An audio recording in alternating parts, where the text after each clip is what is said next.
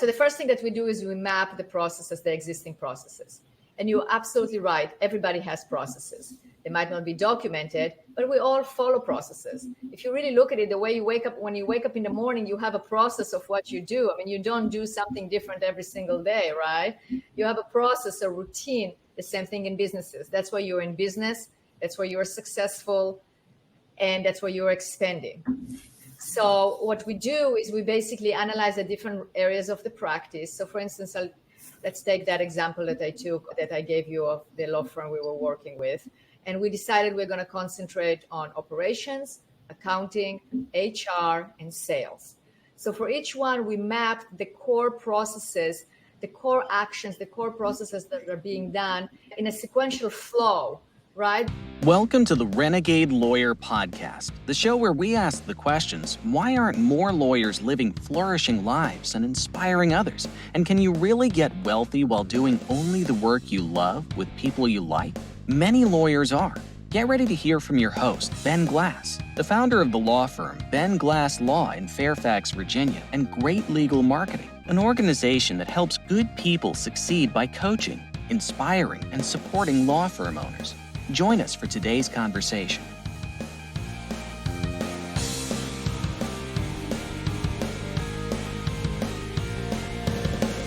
Hey everyone, this is Ben. Welcome back to the Renegade Lawyer Podcast, where I get to interview people inside and outside the legal profession every day who are making a ding in the world, usually entrepreneurs, sometimes lawyers. Today I've got a great guest. We have a really interesting subject here.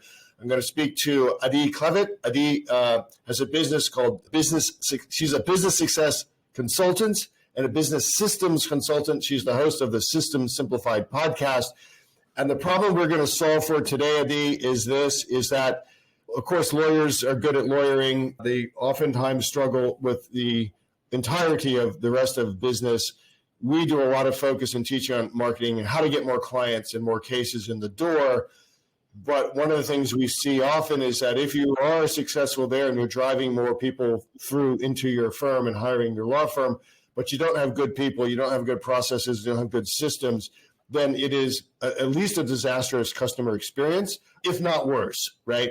And so what the last thing Ben Glass wants to do is to create more frustration for lawyers by helping them create disastrous practices because we're getting them more clients. So I get to talk to people like you who really are an expert, I think, in helping businesses, in large part lawyers, I think, develop great systems, internal systems, so that the customer experience is great and the client gets a great result and the lawyer isn't all stressed out all the time. So that's my intro. How are you?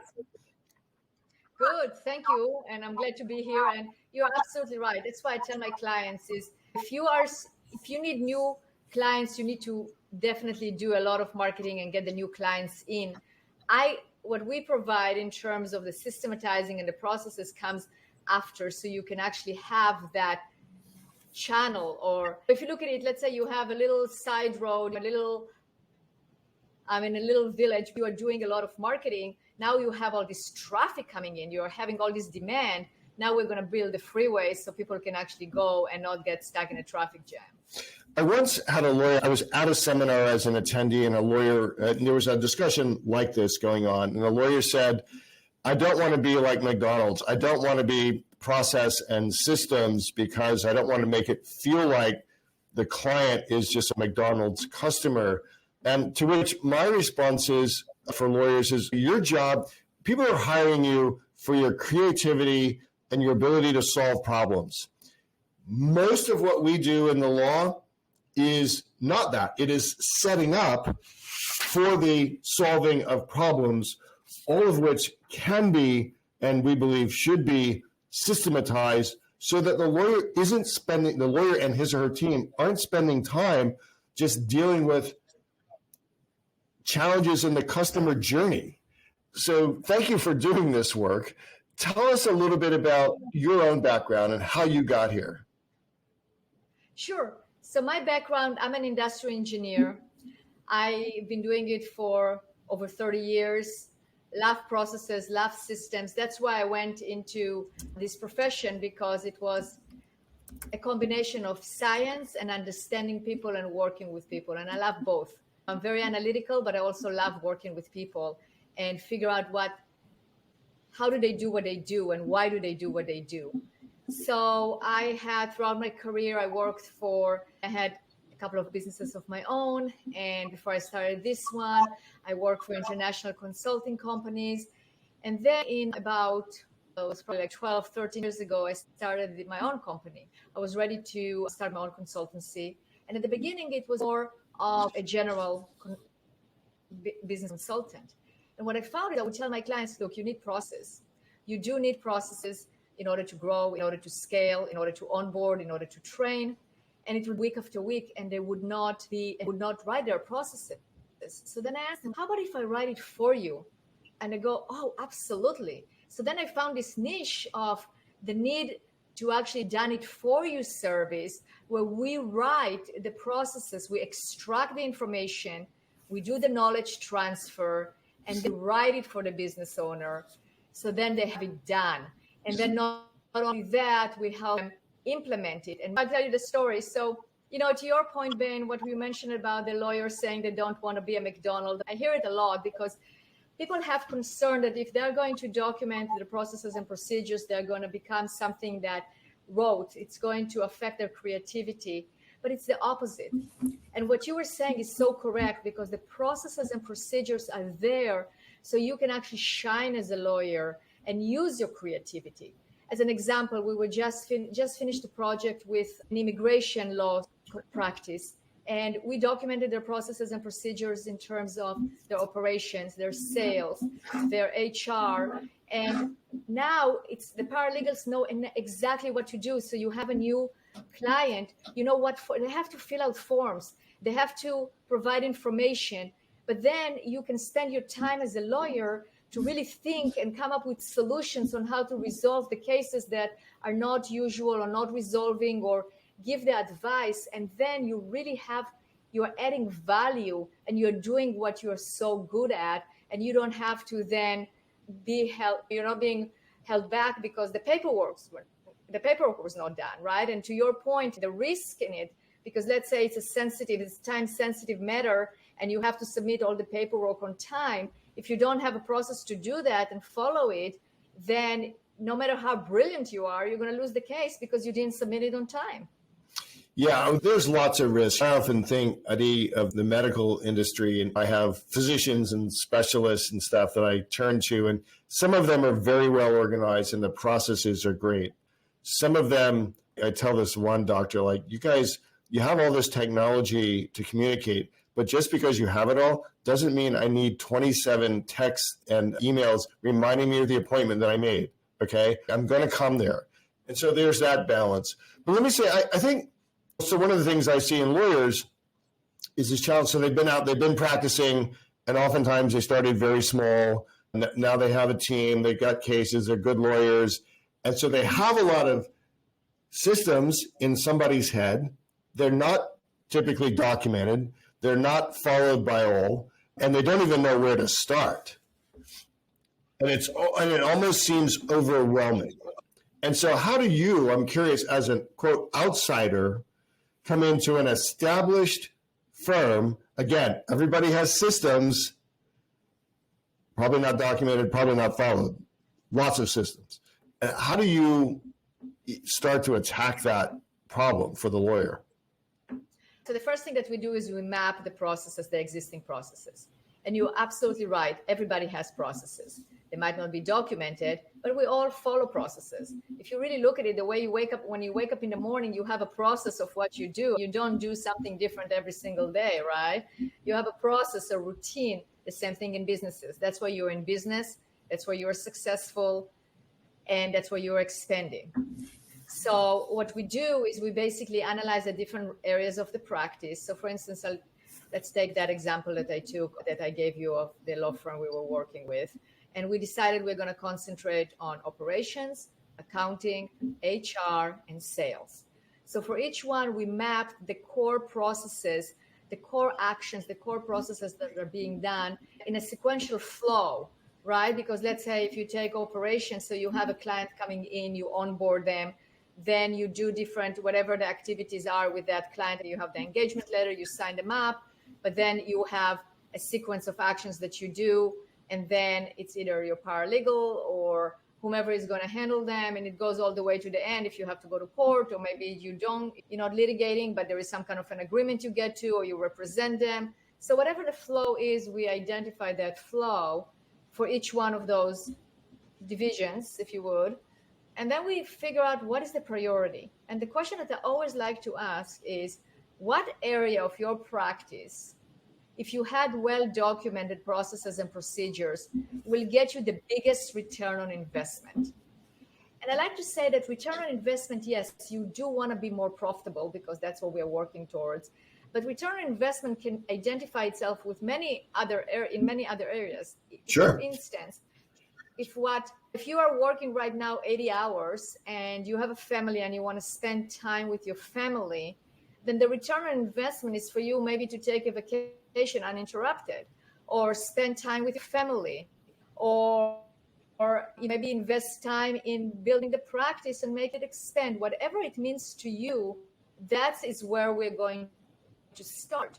Because for instance, if you say, okay, right now, I'm also doing all the operations or all the paperwork. I want to hire a paralegal, or an admin assistant, or a practice manager, but I just don't know what to tell them to do because it's all in my head. Go, okay, that's the first area we're going to start. We're going to create a job description and we're going to document what that person is going to do. So when they come on board, you will be able to onboard and train them, and they will be able to take things off your plate.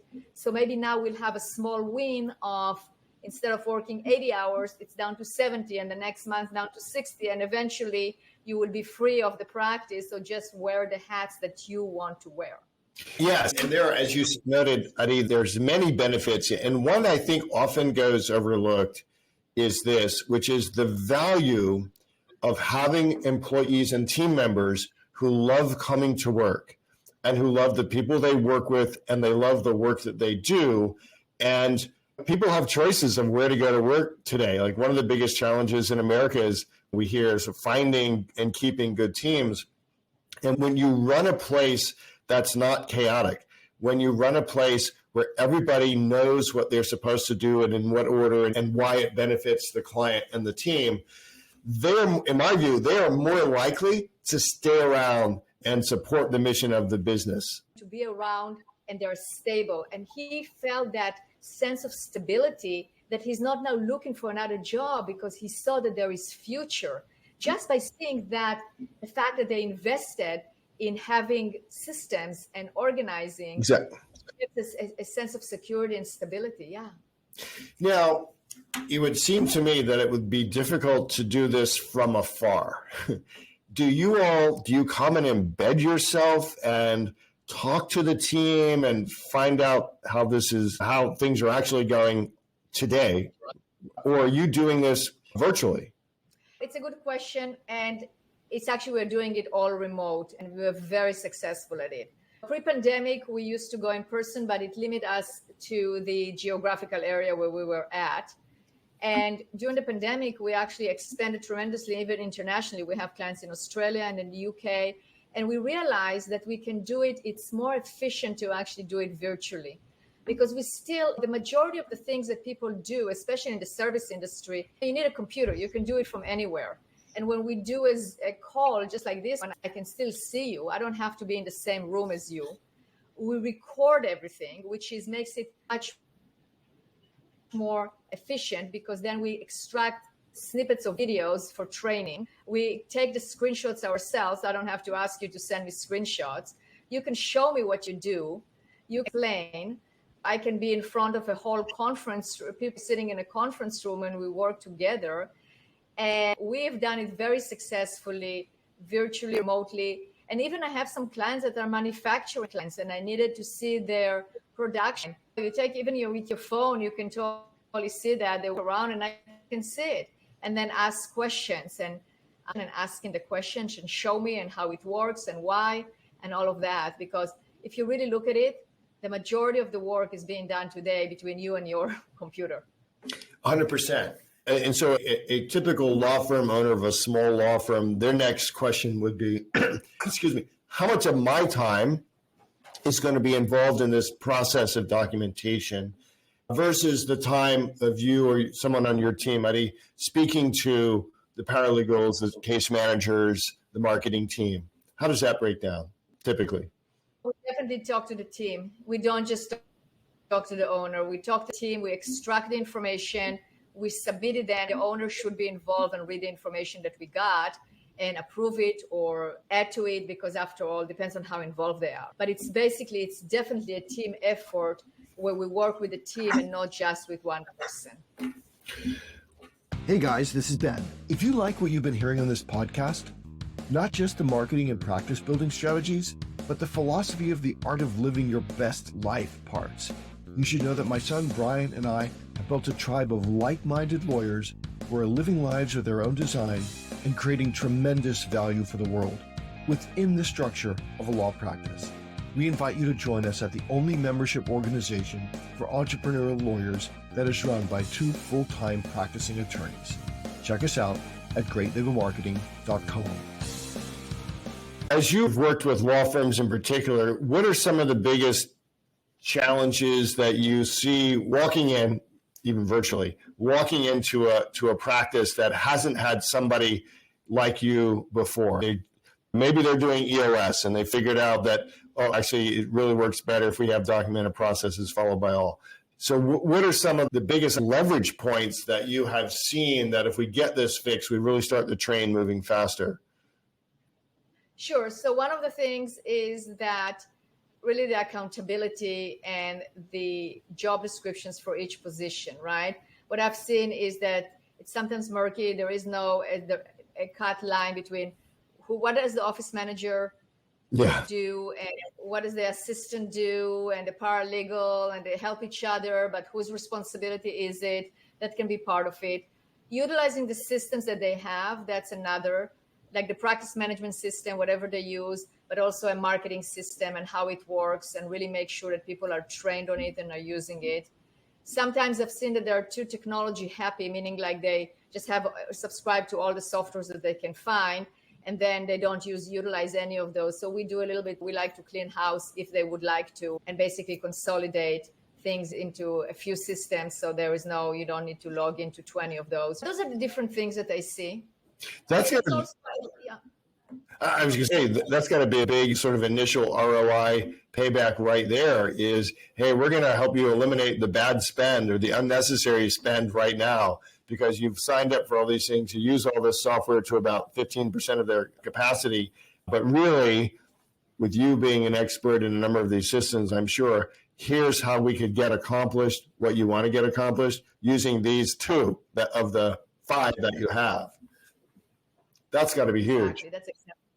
Yeah, totally. And even another obstacle that I encountered, and we know how to overcome that, but it's something to look at, is that you might have somebody in your practice that have been there for a long time, and they might be they will have trepidation in terms of having to document what they do in terms of their job security, quote unquote. But that is a culture problem, because the truth is that people should get excited about it, should get involved, and should see the future. It shouldn't be a threat. It should actually be a job security, because if you have well-documented processes and procedures, then the business is going to continue and exist, because you will be able to adapt, change to situations that require change very easily, because you can go over your processes and see what to change. Right? You're not going to then you had to switch during the pandemic from working in the office to working from home.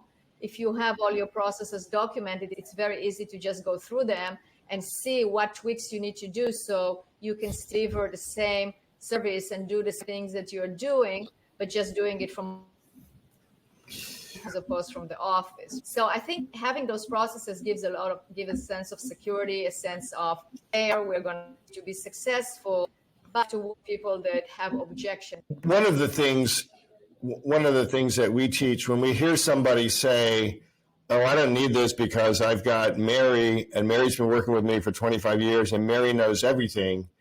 And we say 1 is the most dangerous number in business, because if something happens to Mary, voluntarily or involuntarily, then you're in deep trouble.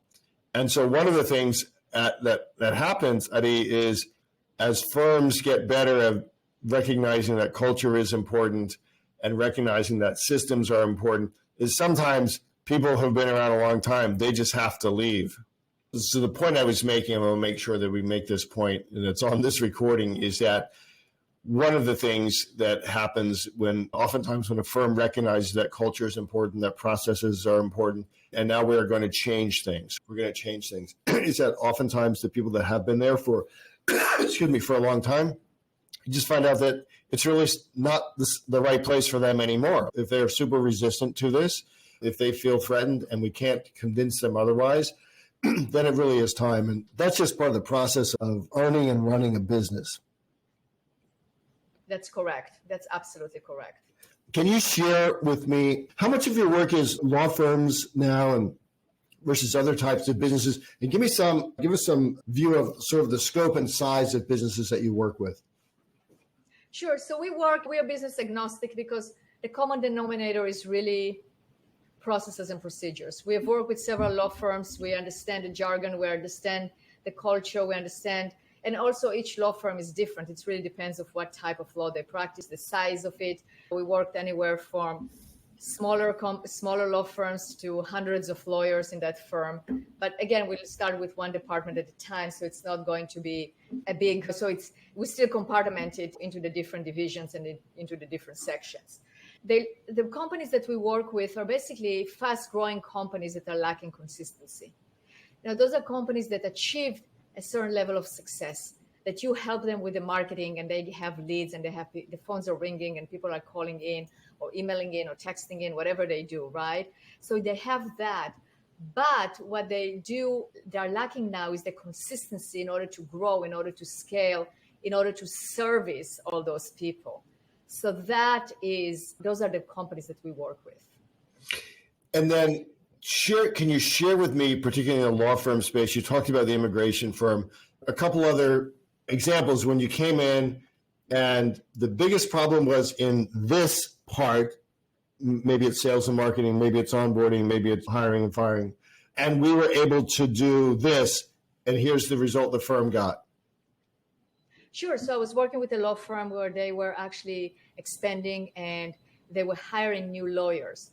And what they actually didn't have a good onboarding internally for the lawyers.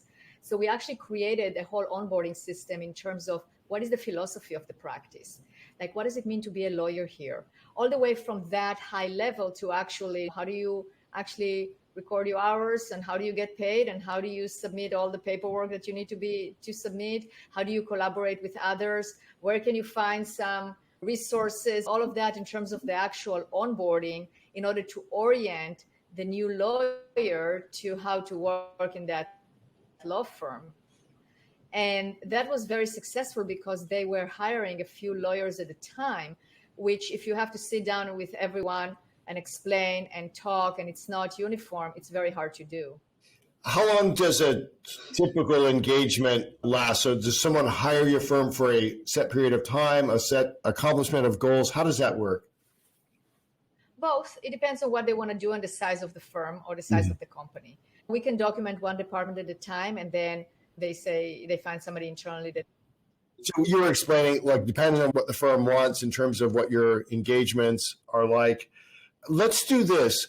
If people want to get a hold of you, find out more about, you start to write some articles for the Great Legal Marketing Journal. So our members are going to see your articles in our journal. Where can they go to find out more about your company, what you can do? I don't know if you have a free consultation or what sort of offer you have for folks. How can they contact you, Adi? Very easy. So yes, we do have a free process mapping session, 30 minutes with me to go over your processes and how we can help you. And you can find me on LinkedIn, Adi Klevit. You can go to our website, bsuccesscg.com, or you can text us or call us at 503-662-2911. So now I'm curious, on that 30-minute process mapping, how many, when you're talking to lawyers, how many can explain clearly what their processes actually are? I'm curious. Yeah, so it really depends how we can map the the practice to tell you like, okay, those are the main processes we need to concentrate on. Or maybe you go, okay, I have a problem with my onboarding. Okay, so let's map your onboarding. What are the main processes here? And it's mainly to ask questions. It's like a discovery session, right? Where I discover how many processes do you want? What areas do you want to concentrate on? What's your priority, etc. I'll bet they all come to you rather dysfunctional, and over time you're able to make them. Website, or you can call us and This has been great. So it's Adi Klevit. The business is Business Success Consulting Group, and you're also the host of Systems Simplified podcast. And hopefully I'll get a chance to be on your program in a short while and share some ideas for other solo and small firms. Thank you so much for being on the program today. Absolutely. I'm looking forward to it. Thank you, Ben. If you like what you just heard on the Renegade Lawyer Podcast, you may be a perfect fit for the great legal marketing community. Law firm owners across the country are becoming heroes to their families and icons in their communities. They've gone renegade by rejecting the status quo of the legal profession so they can deliver high-quality legal services coupled with top-notch customer service to clients who pay, stay, and refer. Learn more at greatlegalmarketing.com. That's greatlegalmarketing.com.